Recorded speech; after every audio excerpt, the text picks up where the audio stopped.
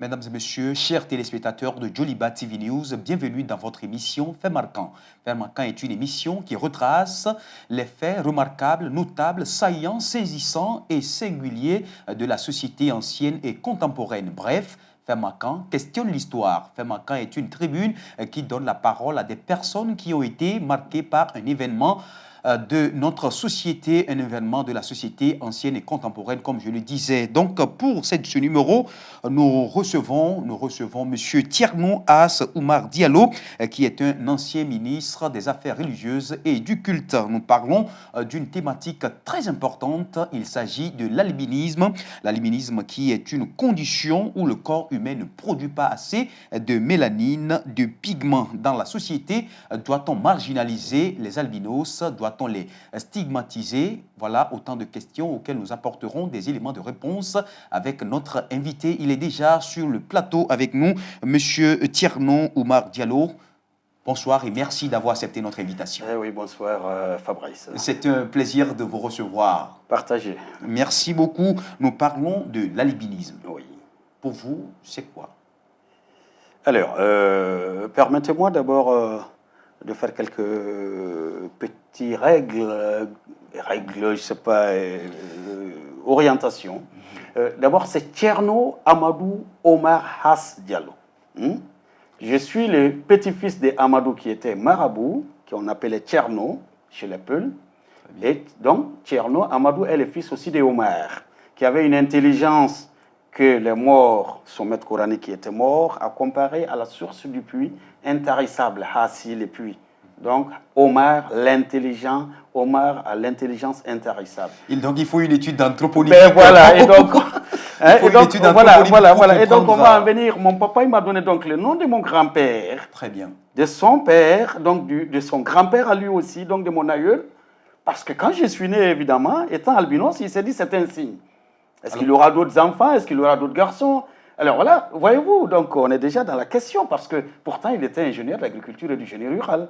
Hein? Alors donc, voilà. Et comment vous vous portez, vous sentez dans cette peau d'albinos? Non, je pense que, moi je vous dis très franchement, et ça je ne cesse de le dire, c'est que je me demande s'il y a une possibilité de réincarner, et qu'on me pose la question, accepteriez-vous d'être ce que vous êtes ou d'avoir une peau pigmentée?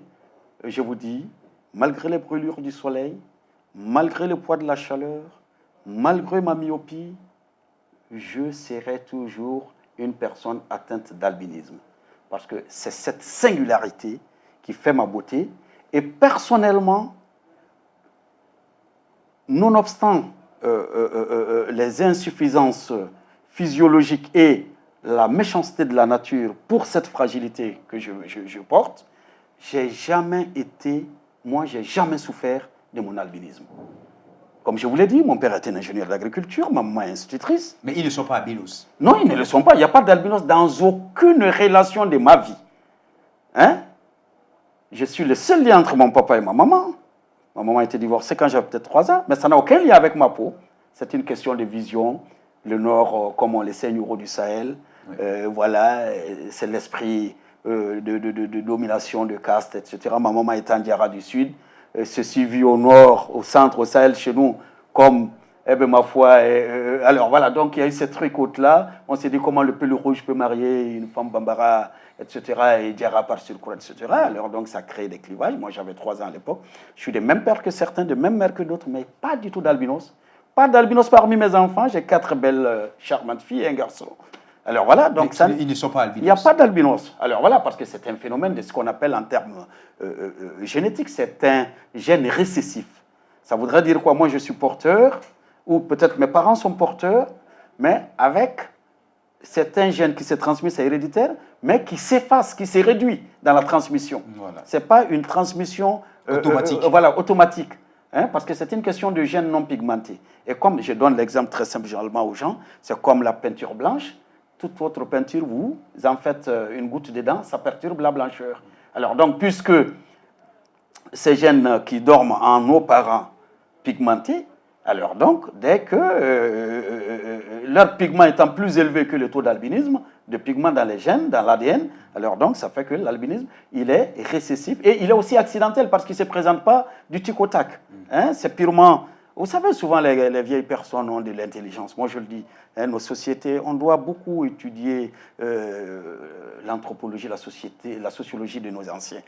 Parce que vous savez, souvent on nous dit, ne faites pas peur à la femme enceinte, ne la réveillez pas brusquement. Alors, mais on ne sait pas pourquoi. Mais en fait, c'est que scientifiquement, c'est que l'albinisme, c'est lorsque l'enfant, dans la conception, à un moment donné, la phase de la pigmentation est bloquée. Alors, il se pourrait que donc ce que le traditionnel dira de ne pas peut-être réveiller brusquement la femme enceinte ou qu'il y a des trucs qu'elle ne doit pas faire, certainement que cela peut être une raison de blocage de la production de la mélanine. Alors, qui fait que donc l'enfant, puisque c'est un gène accidentel, donc il y a eu un accident psychologique qui a brusquement freiné cet aspect. Voilà. Vous allez peut-être revenir sur l'histoire de l'albinisme même. Bon. Avant de rentrer dans le vif du sujet, brièvement, l'histoire de l'albinisme. Non, en fait, j'ai voulu, je crois que il est bon que les gens sachent, c'est ce que je vous disais avant d'entrer dans le studio, c'est que l'albinisme a un impact, a eu un impact sur les relations d'esclavage et donc par-delà même de la colonisation. Sur la colonisation. L'esclavage, parce que les Amérindiens étaient utilisés dans les champs de coton et de canne à sucre, mais ils sont fragiles, constitution physique fragile. Et pendant ce temps, je crois, Voltaire était passé en Afrique, notamment en Afrique, en Abyssinie, l'Éthiopie, où il a eu à voir des albinos, et il a d'ailleurs fait une description horrible de cela, hein, des gens qui semblent être des personnes au museau plus ou moins humain. Alors, c'est vraiment un descriptif négatif. Alors, mais donc, et qui a démontré que donc, si des Noirs arrivent à avoir des créatures blanches issues d'eux, dans leur race, ça voudrait dire que la mère de toutes les races a été d'abord la race blanche. Et d'ailleurs, c'est ce que Cheikh Anta Diop va, ma foi, nier par, ma foi, l'antériorité de la civilisation nègre à travers les pharaons. Et donc, cette thèse a été soutenue à un moment par l'Église. Barthélemy de Las Casas, qui a été l'idéologue théologien de l'esclavage, s'appuie sur cette thèse. Hein, pour dire, donc, cessez de faire tuer les Amérindiens, allez prendre des Noirs parce que nous sommes une race supérieure à ces Noirs. Très bien. Hein? Alors, donc, il y a eu ça. Et pour la colonisation, quand vous prenez des régions comme l'Afrique centrale, l'albinisme a joué un facteur dans la colonisation des pays comme, par exemple, l'empire du Bas-Congo, le Congo-Brazza actuel, etc. Mais ils n'ont pas eu de résistance envers la colonisation parce que dans leur culture, la personne albinos est porteur de bonheur. Et donc, l'enfant, même la personne albinos, même enfant, est le seul qui a l'autorité et qui peut se permettre de s'asseoir sur le trône du chef dans leur culture. Alors, et donc, ça fait que dès qu'un enfant, dans toutes les cours royales, il fallait la présence d'une personne albinos. S'il n'en existait pas, je vous le dis, il cherchait les ossements pour mettre dans le panier et les mettre de l'albinos et le mettre à côté. Nous allons revenir dans le parcours. Et donc, ce que je voudrais dire en terminant, ça voudrait dire que donc, quand ceci, les habitants de cette Congo actuel ont vu Savorian des Brazza et autres arriver, ils ont dit certainement, c'est des types d'albinos. Hein? Donc, il ne faut pas résister, on les accueille à bras ouverts. Puisqu'ils portent bonheur. Voilà. Voilà. Ouais. Alors, nous allons revenir forcément sur ces aspects dans l'émission, au cours de l'émission, mais nous allons rentrer proprement parler dans le vif du sujet. Il s'agit de Ali Keita, un albinos de 3 ans qui a été tué à Mamaribougou dans la région de Koulikoro. Alors, nous proposons un élément signé Aminata Chektal. Plus jamais ça. Cela doit être l'un des pires crimes que nous, humains, pouvons commettre. C'est une honte pour le Mali et le monde, a dénoncé l'artiste Salif Keita sur son compte Facebook. En effet, à Mamaribougou, une ville située à 15 km de Bamako, Ali Keita, un enfant atteint d'albinisme, âgé de 3 ans, a été retrouvé dans un puits abandonné, avec la tête et quelques organes enlevés selon les membres de sa famille. Au dire des proches de la famille, lors d'une conférence de presse organisée pour la cause, l'enfant avait été aperçu pour la dernière fois chez une femme, une devineresse où il s'était rendu pour une fête d'anniversaire. Depuis, il n'est pas revenu à la maison. D'abord porté disparu le 8 septembre dernier, L'enfant sera retrouvé une semaine plus tard avec des organes mutilés dans un puits.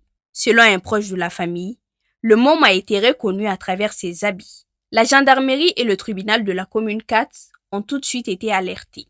Il est à rappeler qu'au Mali, les albinos subissent fréquemment des crimes similaires à celui-ci, dans une société où l'albinisme est perçu par certains occultistes comme une source puissante de pouvoir, surtout à la veille des élections présidentielles. Ainsi, les attaques contre les albinos sont récurrentes. L'avant-dernière remonte en 2018 à Fana. Une enfant du nom de Ramata Diarra, aussi atteinte d'albinisme, avait été retrouvée morte, les membres amputés. En outre, connu pour sa ferveur dans la défense de la cause des albinos, le célèbre chanteur mandingue Salif Keita a toujours usé de son arme unique, qui est la musique, pour sensibiliser le public sur la maladie de l'albinisme. Voilà, vous avez suivi ensemble cet élément. Monsieur Tierno, qu'en dites-vous? Quelle appréciation donnez-vous? Ali Keita a été assassiné, a été tué, la tête enlevée avec quelques organes du corps, de son corps. Comment est-ce que vous appréciez ça? Bon, alors d'abord, sur le reportage, je suis parfaitement d'accord de l'appellation utilisée par votre speakerine, hein, personne atteinte d'albinisme. Voilà. C'est-à-dire qu'il y a aujourd'hui les Nations Unies qui ont adopté une déclaration et une journée mondiale, je crois que ça doit être le 14 juin de chaque année, on dit des personnes atteintes d'albinisme. Hein, c'est comme quand on parle souvent des personnes vivant avec des handicaps, on dit des handicapés. Non, ça ne se dit pas, des personnes atteintes de handicap. Donc félicitations à vous. L'autre aspect qui est à faire comprendre, l'albinisme n'est pas une maladie. On n'est pas atteint d'une maladie, ce n'est pas une maladie. Hein? Aujourd'hui, la génétique va même appeler de cela, c'est une trace. Hein, c'est une trace. C'est dans les gènes. Voilà, c'est juste une anomalie. Une anomalie, ça voudrait dire quoi? C'est quelque chose qui se produit anormalement, mais ça ne voudrait pas dire qu'on tombe malade parce qu'on doit avoir un albino ou quand on est albinos, on tombe malade. Non, ce n'est pas une maladie. Mais en Afrique, c'est pratiquement mystérieux. C'est pour non, ça non, que ça non, porte bonheur, non, l'aspect mystique, je crois que moi je le dis aux gens, il faut comprendre, c'est ce que le marxiste appelle la relation entre l'être social et la conscience sociale. Moi je vous dis par exemple, moi, j'ai été aimé parce que je suis albinos par mes parents. Parce que je suis atteint d'albinisme par mes parents. J'ai été aimé par ça. Vous étiez le seul? Non, pas seulement que je sois le seul, mais parce que mon père est un scientifique. Il sait qu'il y a l'albinisme chez les animaux, les pigeons, les oiseaux, hein, les chevaux, qu'il y a l'albinisme même chez les Européens. Hein, un pays comme les pays nordiques, Norvège, Danemark, Hollande, il y a plein d'albinisme, des personnes atteintes d'albinisme. L'Allemagne, le célèbre acteur Klaus Kinski, c'est une personne atteinte d'albinisme. Donc ce problème, il ne se pose pas, même parmi les Blancs. Donc c'est une question d'absence de pigmentation qui peut se retrouver dans n'importe quelle race. C'est-à-dire parmi les Blancs, si tu es atteint d'albinisme, tu es plus blanc que les Blancs. Parmi les Indiens, c'est la même chose. Parmi les chevaux, et pour parler de cette question d'exception, vous avez vu que même quand vous prenez la race des chevaux, ce qu'on appelle en Bambara les chevaux dits calés, c'est des chevaux atteints d'albinisme. C'est les chevaux perles qui coûtent cher. Hein? Quand à l'enfance, vous achetez des colombes, les pigeons, généralement les gens aiment quoi? Les colombes de couleur blanche. Hein? Voilà, alors, donc je crois qu'il y a cette question qu'il faut comprendre d'abord, cet aspect mythique, et qui est incomplexe. C'est comme quand on dit, quand on parle du bon, le bon est blanc, le mauvais est noir. La nuit fait peur, le jour c'est beau. Hein? C'est des questions, donc, comme je le dis, des relations sociales d'être conscience et de trucs. Alors, et cela se répercute dans toutes les sociétés. Et avec cette dimension d'explication. Les Aztèques vous diront en Argentine, au Panama, que c'est parce que la femme enceinte a mangé du maïs avec les barbes de maïs. Alors donc l'enfant, il a la couleur de barbe de maïs. Hein? D'autres diront, et voilà, l'enfant a été conçu au clair de la lune, les parents ont fait l'amour au clair de la lune. Donc voilà pourquoi il est blanc comme la lune. C'est juste des hypothèses. Mais voilà, hein, certains vous diront que non, parce que l'enfant a été... C'est ça les raisons des explications. Que l'enfant a été construit quand la femme était dans les menstrues. Quelque chose qui n'est même pas scientifique. Alors voilà donc pourquoi, en certains milieux, il est refusé, etc. Et maintenant, pour ce qui est de cette conception, ça rentre dans cela. Vous savez, je vais vous dire quelque chose. Les croyances, c'est toujours ça. vous savez, les enfants dits naturels, hors mariage. On les met de côté, vous êtes chrétien, vous savez que le Christ était le fils de Joseph, mais d'une paternité psychologique. Le Christ est l'incarnation, la lumière de Dieu. Et il avait des frères et il les a dominés. Et donc cela se transcende pour dire, dès qu'un enfant, donc cette force spirituelle que le Christ a avec sa forte personnalité, donc se retrouve en les enfants. On se retrouve carrément sur le terrain de la prêche. Oui, non, mais c'est cela. Nous parlons des personnes en tête de l'albinisme. Mais c'est cela, c'est comme quand les musulmans, on vous parlera par exemple de quelqu'un qui s'appelle Omar, qui serait têtu. Parce que l'homonyme qui était un des califes du prophète était quelqu'un, on dit pour la seule fois, la seule personne devant laquelle Satan ne s'est jamais montré des fois, c'est le calife Omar. Parce que quand il a voulu le séduire pour renoncer quand il s'est converti à l'islam, mais il a pris Satan, il l'a égorgé. Et c'était quelqu'un qui... Il a égorgé, mais Satan vit toujours. On va revenir dans le sujet. Non, pas devant lui. On va revenir dans le sujet, voilà, pas devant Omar. Alors voilà, donc c'est cela. La sagesse du calife Abou Bakr se percute. Et l'outrecuidance de Moïse, qui a pu arracher la barbe du pharaon. Alors donc se retrouve dans les Moïse, et c'est pourquoi on vous dira, en Bambara, le mot al-Balaou, qui veut dire celui qui crée des incidents et qui se transforme en Bala. Et donc on dira Moïse, Moussa. Alors voilà. Donc je crois qu'il faut aller à ces choses. Et je vais vous dire, pour conclure cet aspect, les connaisseurs vous diront, je ne sais pas si c'est démontré, que tous les prophètes, la plupart étaient albinos, sinon tous albinos, sauf le prophète de l'islam. Mais là n'est pas le problème. C'est que quand vous prenez l'Ancien Testament, vous le fouillez, je m'excuse, vous le fouillez, on parlera, ma foi, de l'autre Noé, comme une personne, dans les descriptions, comme une personne albinos. Quand il est né, la maison était toute blanche et toute couverte de lumière. Et on le décrit, et les scientifiques, dans leurs recherches anthropologiques, ont pu faire le lien comme quoi le prophète Noé était albinos. Et c'est pourquoi les religieux qui sont dans cette logique de transcendance trouveront donc qu'en chaque race humaine, puisque Noé, après le déluge, est la personne qui a perpétué la race humaine, et puisqu'il était albinos, et c'est la question de Cham, de l'enfant maudit qui est là, parce qu'il était plus clair. Et donc il aurait souhaité que cet enfant soit clair, mais puisqu'il a vu nuit, il est parti, donc il a condamné noir. Donc il a condamné noir, c'est l'Afrique. Voilà. Alors, donc c'est pour vous dire jusqu'où la question de l'albinisme est présente en l'être, en l'histoire et en la religion. Et donc ça suscite. De l'intérêt, ça peut être positif, selon que l'on soit, ma foi, de quel côté, je ne sais pas. Mais de mon point de vue, tout cela participe des questions de minorité. Voilà. Alors aujourd'hui, nous parlons de Ali Keita, une personne qui est atteinte d'albinisme, pardon. Oui. Voilà, il a été tué à Mamari-Bougou. Vous connaissez Mamari-Bougou? C'est tout près, ça. On dit Koulikoro, mais c'est tout près. Voilà, on dit Koulikoro. C'est à 15 km de Bamako. Alors, que pensez-vous de ce phénomène qui devient très récurrent?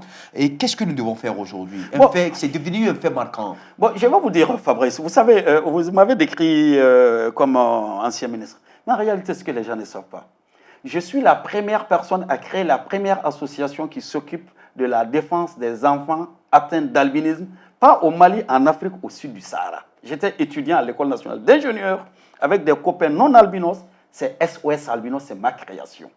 Ça fonctionne toujours? Ça fonctionne toujours, je l'ai délégué, évidemment. Il ne faut pas être dans le cultisme. Le garçon qu'il gère maintenant, à l'époque, il était à la maternelle, mais maintenant, il a une maîtrise en communication et il travaille comme fonctionnaire au niveau de la cellule UNESCO du ministère de l'Éducation, Bouba Samake et Bouba Doumbia. Alors, donc, et c'est après ça qu'il y a eu toute cette floraison des structures au Mali, au Burkina, au Cameroun, etc. La seule qui existait en Afrique au sud du Sahara, c'est celle de la Tanzanie. Et de l'Afrique du Sud plutôt. Justement, après l'Afrique du Sud, on dirait que c'est le Mali. Vous le disiez dans l'une de vos interviews, on va suivre ça. Oui. Si la technique ou la régie nous le permet, on va suivre une albinos ou une personne atteinte d'albinisme et en même temps, M. Tierno, le ministre qui est avec nous, il est dans cette interview que je propose. Organiser une journée de sensibilisation sur l'albinisme, vraiment, je pense que c'est une belle initiative parce que les albinos, on en a besoin. Parce qu'on voit que la plupart de nos problèmes, c'est le manque de sensibilisation. La population pense beaucoup de choses sur nous, alors que ce sont des choses vraiment qui n'ont pas de sens. Je pense d'abord qu'un pays qui inscrit dans sa constitution la prohibition de toute discrimination fondée sur la couleur, c'était pour les questions albinotes. C'est déjà une première dans l'histoire de l'Afrique à part l'Afrique du Sud. Et c'est l'engagement volontaire d'un peuple pour dire nous comprenons la fragilité de cette couche. Vous avez suivi? Oui, mais parce que là, je l'ai fait, cette inscription dans la Constitution, c'était mon œuvre. C'était en 92, la conférence nationale, oui. Quand encore j'étais étudiant. J'ai dit, des hommes et des femmes, pour vous dire que c'était par prémonition certainement, sont discriminés en leur propre sein de famille ou de communauté, non pas parce que pour autre chose, mais parce qu'ils portent ce handicap. Et donc, je voudrais, Monsieur le Président, que toute discrimination fondée, c'était d'abord sur l'opinion publique, etc., je voudrais qu'on ajoute fondée sur la couleur de la peau et la langue, parce qu'à l'époque aussi, il y a une langue, la langue des bois, où les personnes de cette communauté aussi étaient très stigmatisées à travers une émission, un rayon MP, etc., sous Moussa, etc. Mais aujourd'hui, est-ce qu'il y a la loi, cette loi qui fonctionne? Non, il n'y a pas de loi. Non, il n'y a pas de loi, mais il y a une loi. Pourquoi? Parce que déjà, quand c'est inscrit dans la Constitution, c'est une loi. Quand la Constitution prohibe toute discrimination fondée sur la couleur. Mais est-ce que vous avez l'impression qu'il n'y a rien qui n'est fait? Non, moi, vous savez, je suis d'une autre lecture. Moi, j'étais une fois dans un pays arabe, du Golfe. On m'a posé la question en tant que ministre, on m'a dit, c'était à l'époque où vraiment la question de la rébellion battait son plein. On me dit alors, monsieur le ministre, langue de bois à côté, quelle serait réservée aux peaux blanches chez vous? Donc, les gens du Nord. Alors, j'ai dit, mais monsieur le ministre, vous voudrez savoir le sort qui leur est réservé? J'ai dit, moi qui suis devant vous, je suis de quelle peau? Mais vous savez que dans notre pays, à certains endroits, on tue des gens comme moi. Mais la République du Mali m'a choisi comme ministre de la République. Et pas de n'importe quel département des affaires religieuses.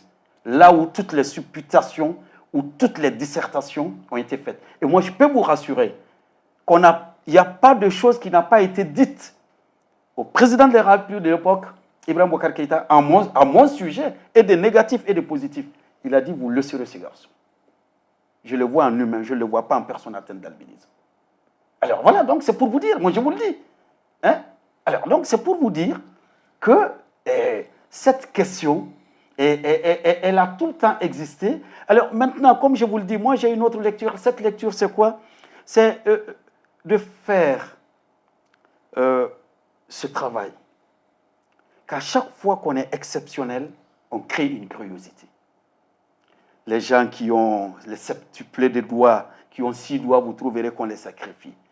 Quand dans le village, tu es le plus grand, tu es objet de sacrifice. Quand tu es le plus court, les petites tailles... La société a horaire des exceptions. Non, pas qu'elle a horaire, mais plutôt elle a curiosité des exceptions. Cette curiosité peut être positive ou négative. Hein? C'est cela. En certains milieux, on vous dira, ben, dès que vous avez ces personnes d'exception, chez vous, c'est le bonheur. Au pouvoir, c'est le bonheur. Mais d'autres vous diront non, quand vous les avez chez vous, c'est le malheur. Au pouvoir, c'est le malheur. Alors, monsieur le ministre, voilà. il y a une supputation oui. ou une spéculation oui. comme quoi les personnes atteintes d'albinisme oui. sont sacrifiées à la veille des élections présidentielles. Oui, mais c'est cela. Est-ce que c'est juste une spéculation ou bien... Non. C'est-à-dire que c'est ce que je dis parce que c'est en ces périodes que c'est vu. C'est en ces périodes que c'est vu. Sinon... Mais les sacrifices se feront tous les jours. Vous savez, il y a de ces régions. La personne albinos n'est même pas acceptée sous terre quand elle meurt.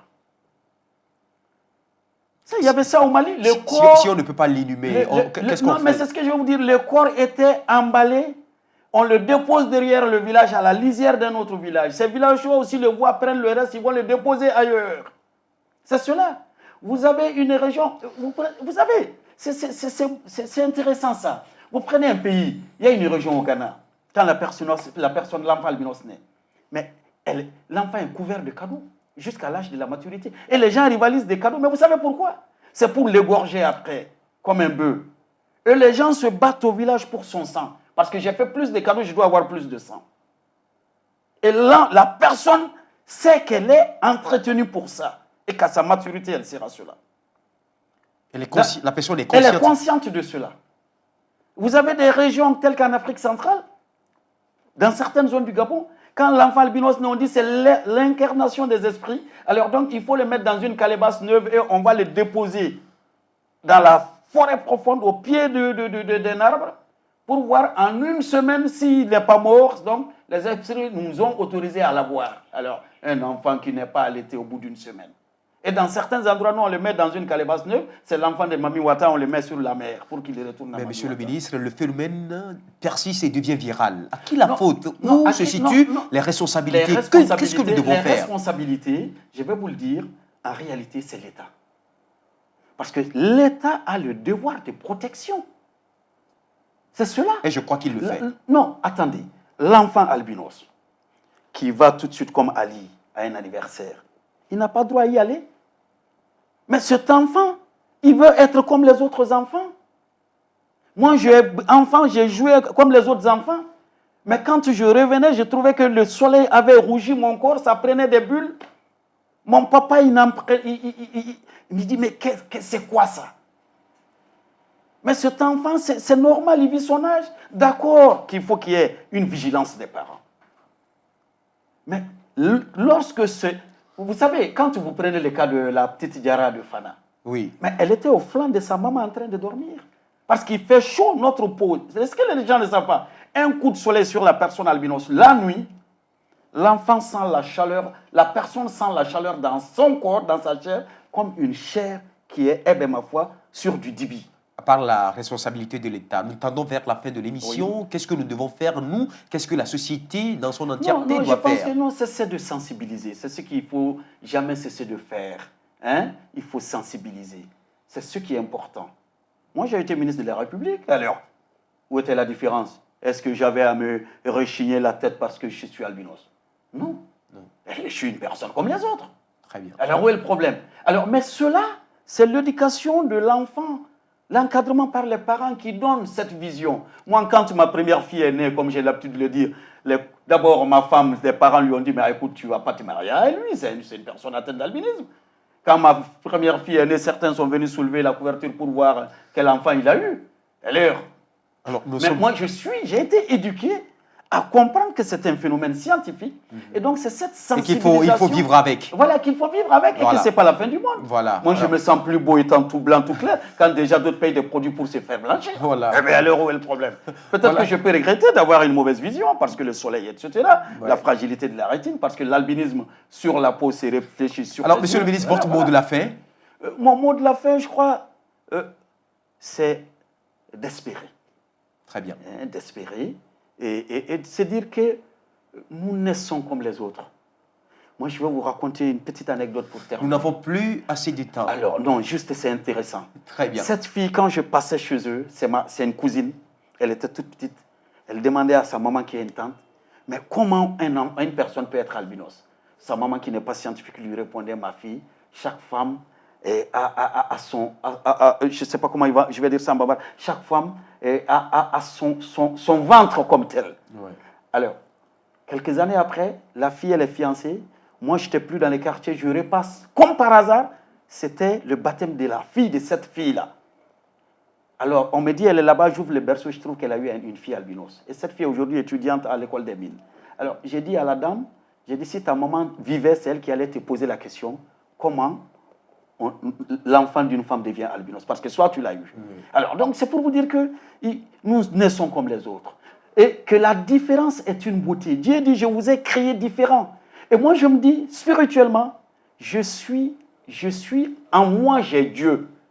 Parce que je suis une exception. Très bien, merci. Et Dieu est exception. Merci beaucoup. Voilà. Merci. C'est la manifestation. Voilà, merci beaucoup. Merci d'être passé, c'était un plaisir. Merci, un plaisir partagé. Merci et beaucoup. bon vent à cette jeune télé avec ses